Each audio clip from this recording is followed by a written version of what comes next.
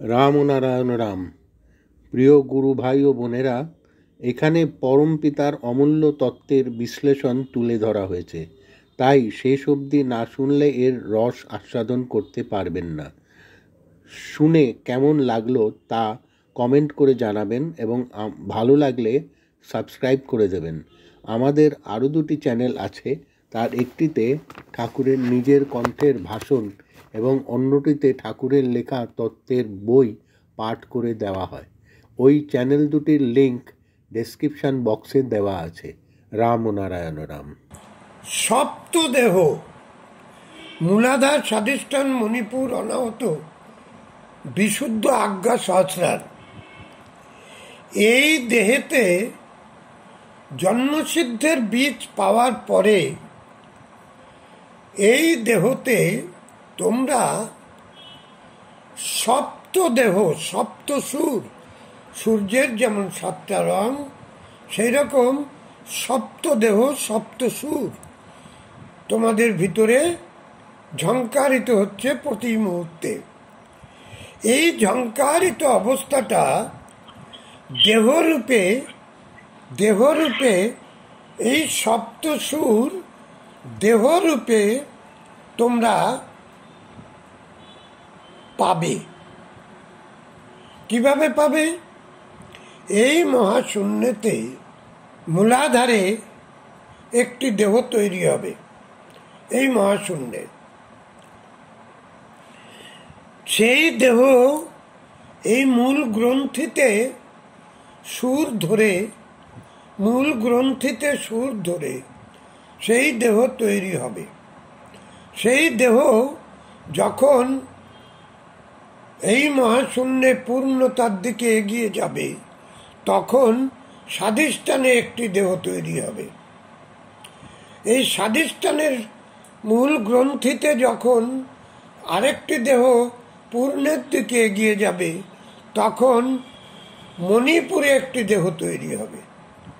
মণিপুরে যখন সেই দেহ পূর্ণের দিকে এগিয়ে যাবে, তখন অনাহতে একটি দেহ তৈরি হবে।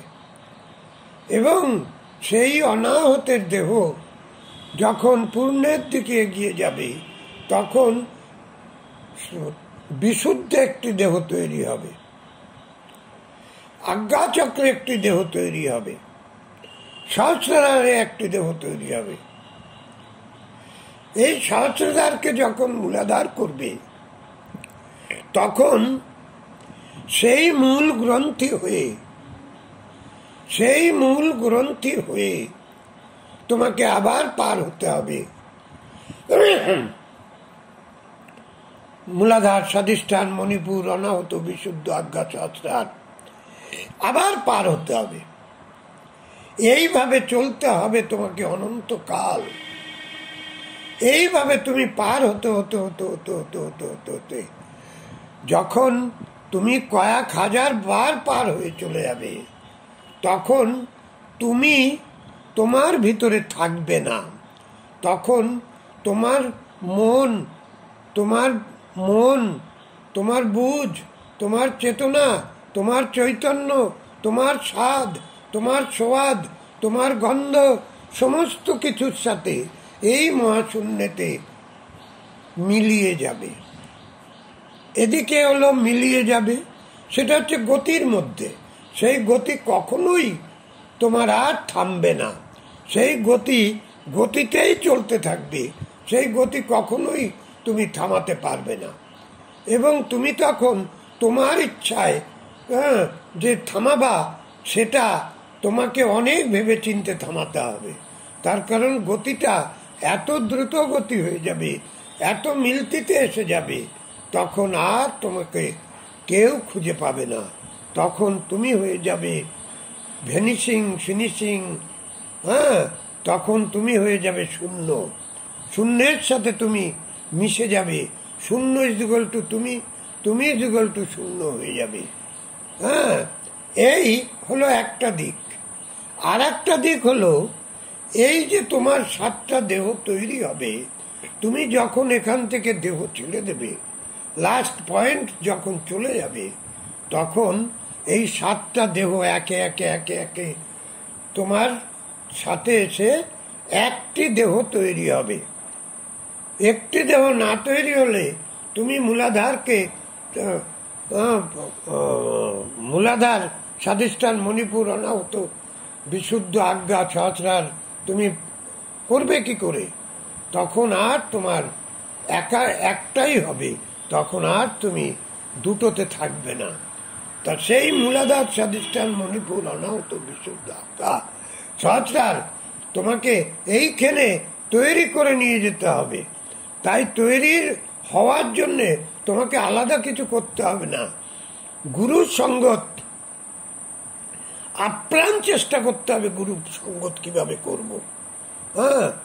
মন প্রাণ ঢেলে গুরুকে স্মরণ করে, গুরুকে মাথায় করে নিয়ে, দেহবিনা যন্ত্রের সাথে গুরুকে জড়িয়ে রেখে, গুরুই যেন তুমি গুরু, গুরু তুমি, এই রকম অবস্থা তোমার যেন হয়।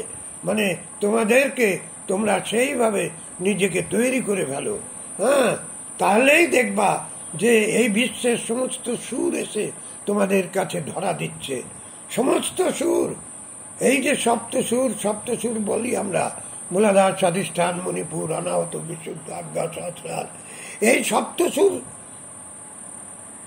একই সুরে বাঁধা।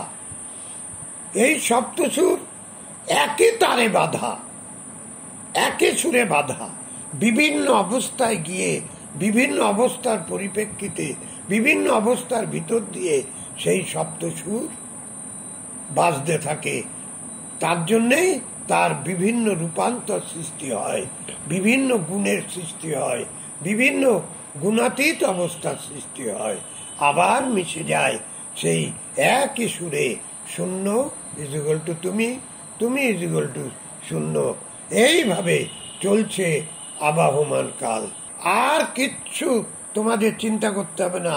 শুধু গুরু চিন্তা করো, আর শূন্যের চিন্তা করো, আর রাম নারায়ণ রাম এই ধ্বনিকে অবলম্বন করে গুরুর দেওয়া মন্ত্র স্মরণ করে, গুরুকে চরণ স্মরণ করে, গুরুকে মানে আগলে রেখে, ছোট্ট পুতুল করে তার সাথে মিশে যাও। সে যেন বুকে এবং মাথায় যেন সে আশ্রয় পায়।